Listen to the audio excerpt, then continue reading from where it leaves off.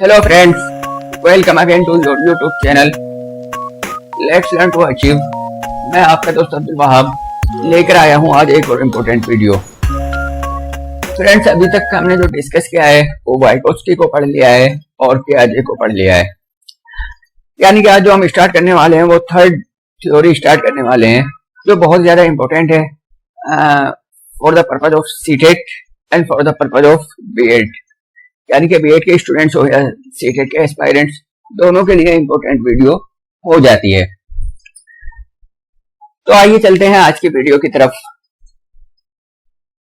आज जो हम पढ़ने वाले हैं वो हम Kohlberg's theory of moral development पढ़ेंगे। This theory and this psychologist is one of the most criticised theory and one of the most criticised psychologist. यानी कि जो कोलबर्ग हैं उनकी थ्योरी भी और वो खुद भी सबसे ज्यादा क्रिटिसाइज किए जाने वाले लोगों में से हैं in the field of developmental psychology. अगर बात करें, इनके जो बर्थ हुई थी वो 25 अक्टूबर 1927 को न्यूयॉर्क में हुई थी। ठीक है, इनकी जो डेथ हुई थी वो 19 जनवरी 1987 को विंथ्रोप यूएसए में एक जगह है वहां पर हुई थी। फ्रेंड्स, इनकी जो डेथ हुई थी उसे हम एक दुखदायी मौत कह सकते हैं। इन्होंने सुसाइड किया था। एक्चुअल में हुआ ये था कि इनकी जो थ्योरीज थी या इनका जो वर्क था वो क्रिटिसाइज किया जा रहा था ये कहकर के आपका जो है हर कल्चर में एप्लीकेबल नहीं होता है और आप बियास्ड हैं। उसके लिए ये क्रॉस कल्चर स्टडी कर रहे थे, जिस दौरान इन्हें एक पैरासिटिक इन्फेक्शन हुआ और इनके बहुत हैवी स्टोमक पेन होने लगा। इतना हैवी पेन था कि ये कई बार बर्दाश्त से बाहर हो जाता था, लेकिन इन पे जो वर्क का प्रेशर था वो इतना ज्यादा था कि वे उस पेन को इग्नोर करते रहे और अपने वर्क में आगे बढ़ते रहे। वर्क का प्रेशर बढ़ता रहा और जो इनकी हेल्थ थी वो लगातार डाउन होती चली गई, जिसका रिजल्ट ये हुआ कि ये बहुत ज्यादा फ्रस्ट्रेट हो गए, बहुत ज्यादा इनके माइंड पर प्रेशर आ गया। जिसके बाद इन्होंने विंथ्रोप के पास, ये जो जगह थी ये एयरपोर्ट से नजदीक थी, वहां पर अपनी ही कार में सुसाइड कर ली और कार का गेट भी खुला हुआ छोड़ दिया और अपनी पहचान के लिए एक आई कार्ड, जो इनका आई कार्ड था, वो बाहर रख दिया।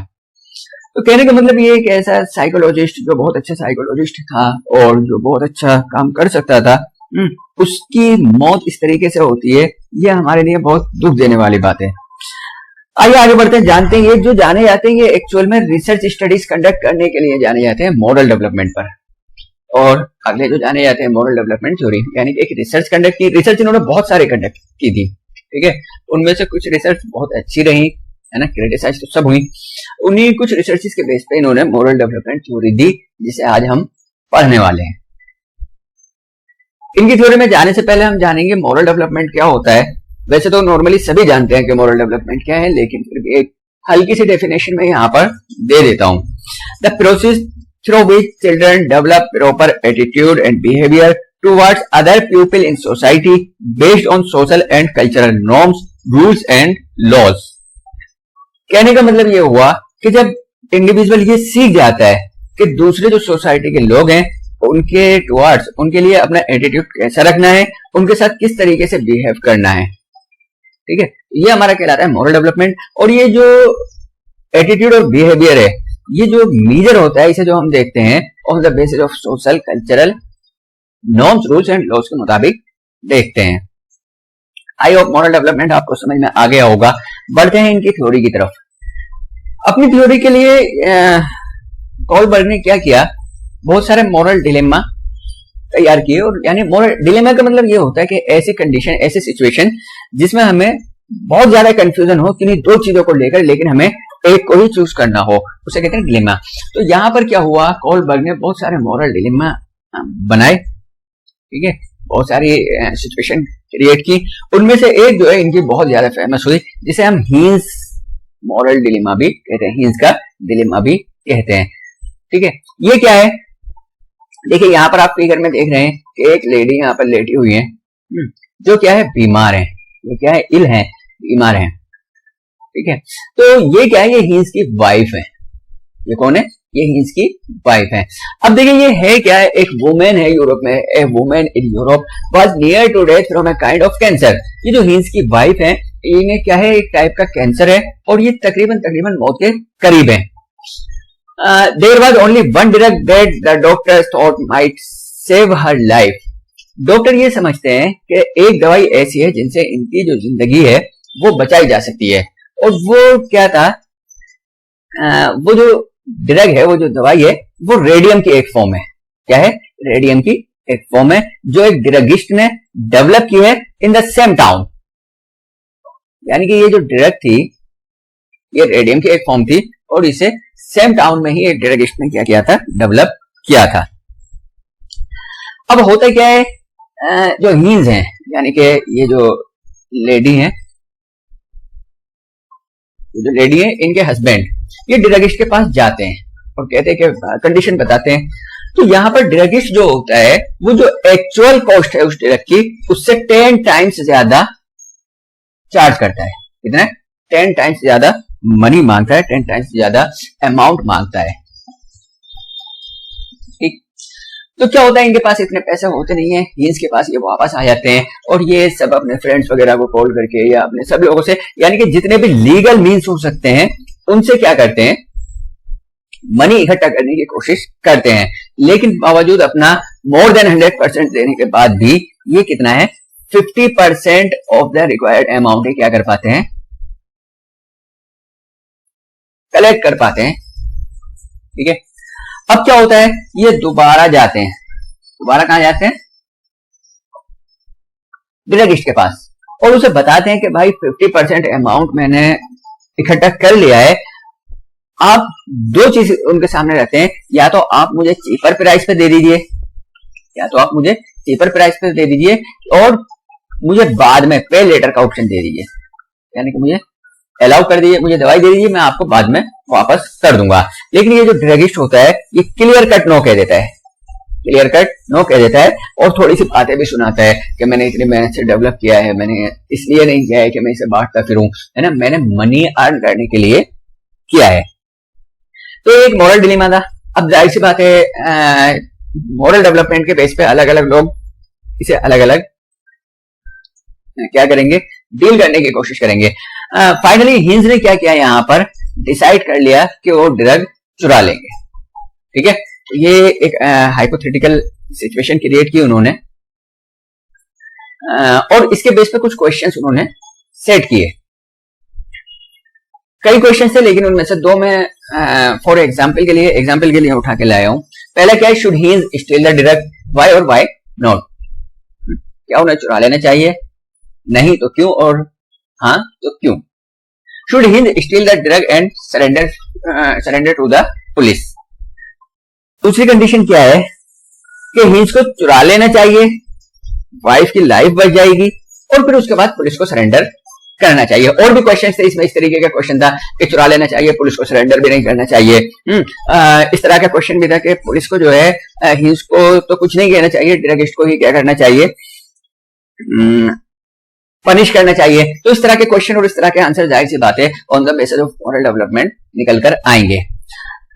ठीक है, तो ये तो इनके क्वेश्चन की बात हो गई। अब जो क्वेश्चन के आंसर्स आए, पहली चीज तो ये समझ लीजिए कि यहाँ पर जो हिंस थे, ये थे कोलबर्ग, ये जानने में इंटरेस्टेड नहीं थे कि बच्चों का आंसर क्या आता है, ये ज्यादा जानने में इंटरेस्टेड थे कि बच्चों का जो रेस्पॉन्स है उसमें वो रीजन क्या देते हैं, उसमें वो रीजन क्या देते हैं। इन्होंने ये आंसर्स कलेक्ट किए अपनी सैंपलिंग से, ठीक है, सैंपलिंग किए, आंसर कलेक्ट किए और उनके बेस पे अपनी थ्योरी दी। तो आइए जानते हैं इनकी थ्योरी में क्या है। अपनी थ्योरी में इन्होंने ये जो इधर की तरफ है ये 3 लेवल्स दिए हैं और ये 6 स्टेजेस दिए हैं, ये 6 स्टेजेस और 3 लेवल। ये याद रखने वाली चीज है कि लेवल इनके 3 हैं और हर लेवल में 2-2 स्टेजेस हैं, 6 स्टेजेस हैं। कई बार कंफ्यूजन हो जाता है स्टेजेस कितनी थी और लेवल कितने थे, तो ये चीज आप याद रखिएगा। पहला जो इनका था वो प्री कन्वेंशनल, पहला जो लेवल था वो प्री कन्वेंशनल, दूसरा जो लेवल था वो कन्वेंशनल और थर्ड जो लेवल था वो पोस्ट कन्वेंशनल मॉरलिटी आप कह सकते हैं। Pre conventional morality, conventional morality और पोस्ट कन्वेंशनल मॉरलिटी, ये हमारी स्टेज है। Stage 1 obedience and punishment orientation, stage 2 है हमारा इंडिविजुअलिज्म एंड एक्सचेंज, स्टेज 3 है हमारी इंटरपर्सनल रिलेशनशिप, और स्टेज 4 है हमारी लॉ एंड ऑर्डर, स्टेज 5 है हमारी social contracts and individual rights, और स्टेज 6 है हमारी यूनिवर्सल एथिकल प्रिंसिपल। अगर यहाँ पे हम एज की बात करें तो इसकी जो एज रेंज होती है वो 3 to 6 होती है। कितनी होती है? 2 to 5 या 3 to 6। 2 to 5 भी कहीं लिखा है, कहीं 3 to 6 भी लिखा हुआ आपको मिल जाएगा। ठीक है, ये वाली जो स्टेज होती है इसकी जो एज ग्रुप होती है वो हमारी आप कह सकते हैं 7 to 9 ईयर्स। 7 to 9 ईयर्स ये वाली जो स्टेज है इसकी जो एज लिमिट है हमारी वो स्टार्ट हो जाती है 7 to 12, हम कह सकते हैं 7 to 12 ईयर्स। ये 9 to 12 9 7 नहीं 9 9 to 12 ईयर्स। ठीक है, और जो हमारी स्टेज 4 है इसे आप कह सकते हैं 10 to 15, इसे आप कह सकते हैं 10 to 15 ईयर्स स्टार्ट हो जाती है ये 10 to 15। और ये जो स्टेज 5 है ये हमारी 12 ईयर से, मान लीजिए कि 12 ईयर से, ये एक्चुअल में अलग अलग राइटर्स ने अपनी अलग अलग दी है। कोलबर्ग ने इसमें कुछ एज का क्राइटेरिया रखा नहीं है। ठीक है, ये 12 to आगे तक होती है इंडिविजुअल, जब बड़ा होता है एडल्टहुड हो जाता है ना, ओल्ड एज तक ये चला जाता है। ये 6 वाली जो स्टेज है यूनिवर्सल एथिकल प्रिंसिपल, इसमें क्या है बहुत कम लोग पहुंच पाते हैं। वो क्यों पहुंच पाते हैं ये हम अभी आगे जानेंगे। तो आइए जानते हैं कि स्टेज 1 यानी कि ओबीडियंस एंड पनिशमेंट ओरिएंटेशन जो 3 to 6 एज है, जिसका एज रेंज है, इसमें क्या कहा गया है। देखिए ये हम आ गए हैं ये अपने लेवल 1 पर।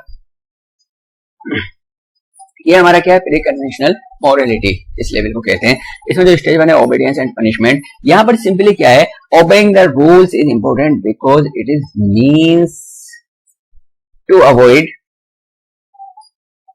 The punishment. क्या है, means to avoid the punishment.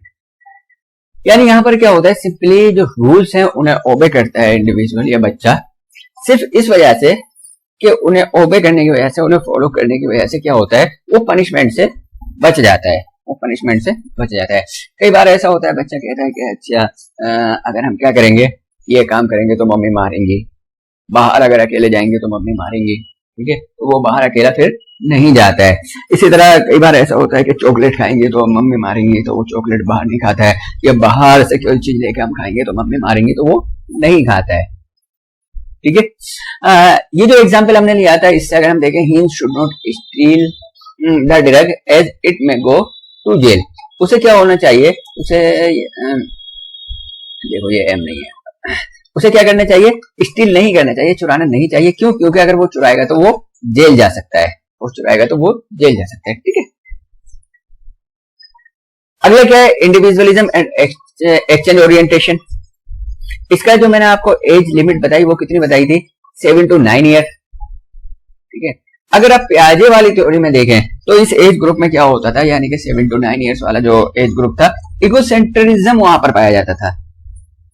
ठीक है, यहां पर भी उसी चीज को माना गया। यहां कहा गया कि stage of what in it for me, what in it for me and tit for TET, दो चीजें हैं। पहली क्या कि अगर मैं ऐसा करूंगा तो मेरा क्या फायदा होगा। ठीक है, ऐसा करने में मुझे क्या मिलेगा, ऐसा करने में मुझे क्या मिलेगा, और जो सामने वाले ने जैसा मेरे साथ किया है ऐसा ही मैं उसके साथ करूंगा। यहाँ पर देखिए जैसे ये होता है ना कि अगर होमवर्क अच्छे से करूंगा तो मम्मी खुश होंगी। क्या होगा, मम्मी खुश होंगी तो खाने को कोई चीज मिलेगी अच्छी, है ना, चॉकलेट टॉफी वगैरह, या कोई टॉय मिलेगा, यानी कि रिवार्ड उसे मिलेगा अगर मैं अच्छा काम करूंगा।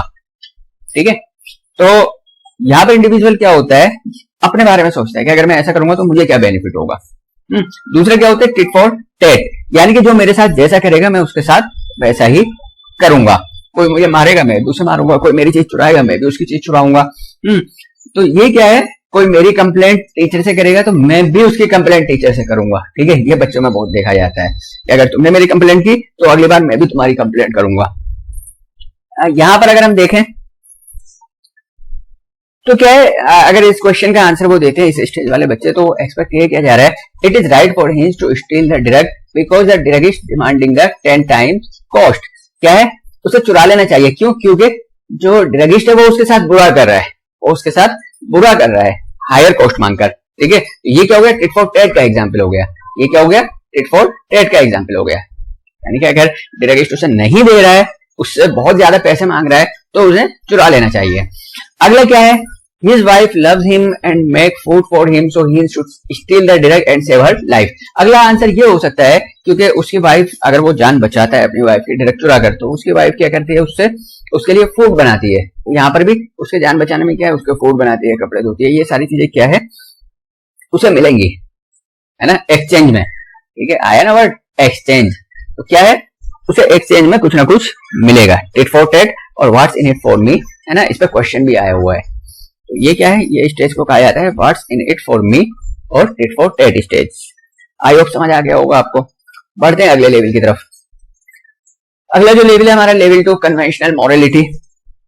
इसकी फर्स्ट स्टेज है इंटरपर्सनल, या हम कह सकते हैं जो थ्योरी की थर्ड स्टेज है इंटरपर्सनल रिलेशनशिप।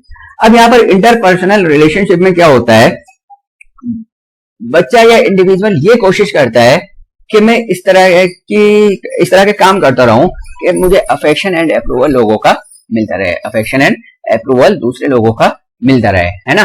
तो क्या है, हम कह सकते हैं इस स्टेज को हम good boy and nice girl stage भी कहते हैं। यहाँ पर क्या होता है, वो लड़का हो या लड़की हो, वो अच्छा बन के दिखाने की कोशिश करता है, ठीक है। क्या करता है, अच्छा बनने की कोशिश करता है। Try to be a good person, तो क्या अच्छा बनने की कोशिश करता है। किस तरीके से, बाय मेंटेनिंग और winning the affection and approval of other being,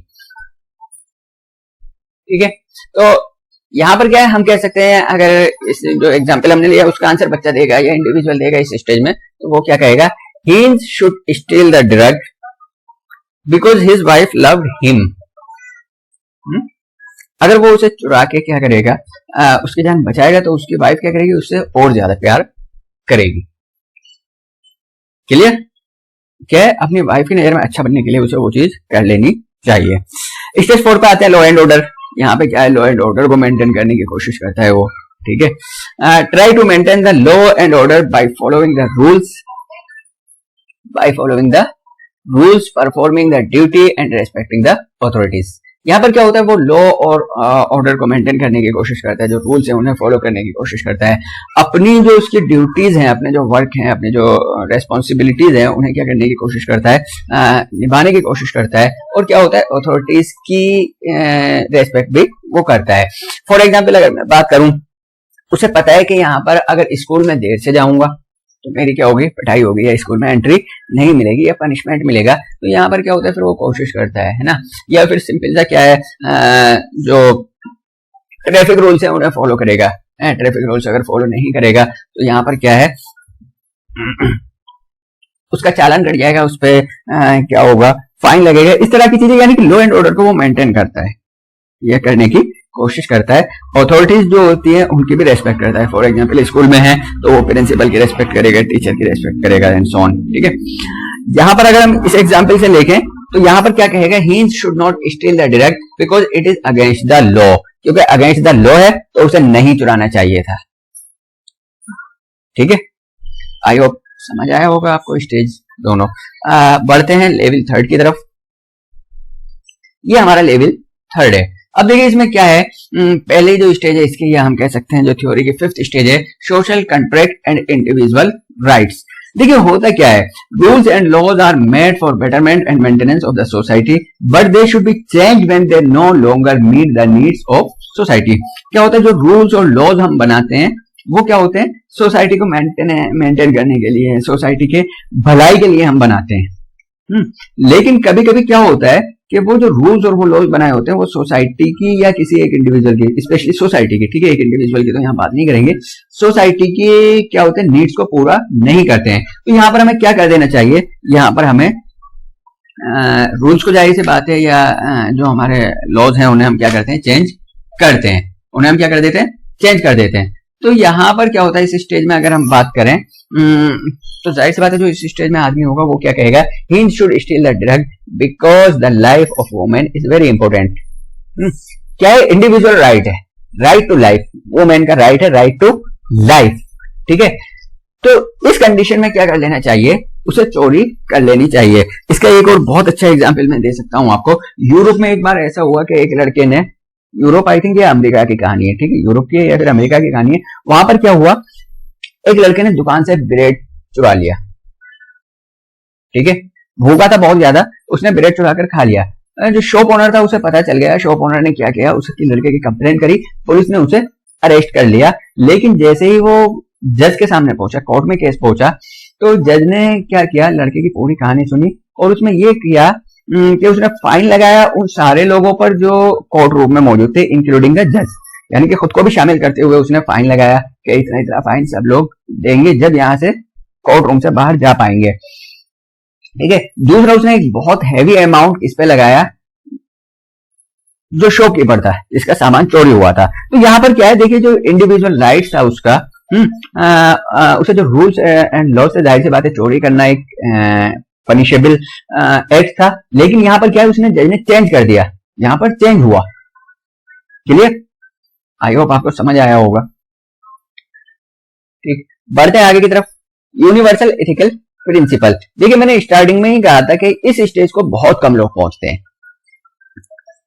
बहुत कम लोग होते हैं जो इस स्टेज पर पहुंचते हैं। यहाँ होता क्या है, जो भी इंडिविजुअल यहाँ पे होता है या जो भी पर्सन यहाँ पे होता है, वो क्या होता है, अपना एक सेट ऑफ मॉरल गाइडलाइंस खुद ही तैयार कर लेता है। क्या कर लेता है, one set of moral guidelines, one set of moral guidelines which may or may not fit the law, which may or may not fit the law. क्या हो सकता है, वो लॉ पे फिट भी हो सकता है और लॉ के अगेंस्ट भी हो सकता है, या कि लॉ के अकॉर्डिंग भी हो सकता है और लॉ के अगेंस्ट भी हो सकता है, ठीक है। और ये जो प्रिंसिपल होता है वो हर आदमी पर अप्लाई करता है। फॉर एग्जाम्पल ऐसे समझ सकते हैं कि यहाँ पर क्या है, हिंस को चुरा लेना चाहिए, क्यों, क्योंकि उसकी वाइफ है वहां पर। लेकिन इस स्टेज में जो आदमी होगा वो ये नहीं देखेगा कि सामने वाइफ है या हस्बैंड है या लड़की है, उसके यहाँ बेटी है या बेटा है, उस चीजों को वो नहीं देखेगा। उसे बस ये देखना है कि हाँ मुझे आदमी की जान बचानी है, ठीक है। अगर उसका प्रिंसिपल ये है कि अगर किसी की जान बचाने के लिए चोरी भी करनी पड़े तो फिर उसे फर्क नहीं पड़ेगा कि सामने कौन है, वो उसका रिलेटिव है या उसका रिलेटिव नहीं है। दूसरा, अगर उसका प्रिंसिपल ये है, जो उसने सेट ऑफ मॉरल गाइडलाइंस बनाया हुआ है, उसमें ये है कि किसी भी हाल में चोरी नहीं करनी है, चाहे मौत ही क्यों ना हो जाए, तो उस कंडीशन में फिर उसे फर्क नहीं पड़ेगा कि सामने उसका रिलेटिव है या कोई अदर पर्सन है। चलिए समझ आया। अब कई बार ऐसा होता है जब ये फिट द लॉ नहीं होते, जब ये लॉ के अकॉर्डिंग नहीं होते हैं, तब भी आदमी क्या करता है, इन जो इसका मॉरल गाइडलाइंस का सेट है उसे डिफेंड करने की कोशिश करता है। उसके जो प्रिंसिपल्स हैं उन्हें क्या करने की कोशिश करता है, डिफेंड करने की कोशिश करता है। अब उसके रेस्पेक्ट में ना, even the person will be prepare to act to defend the principles even if it means going against the rest of the society in the process and having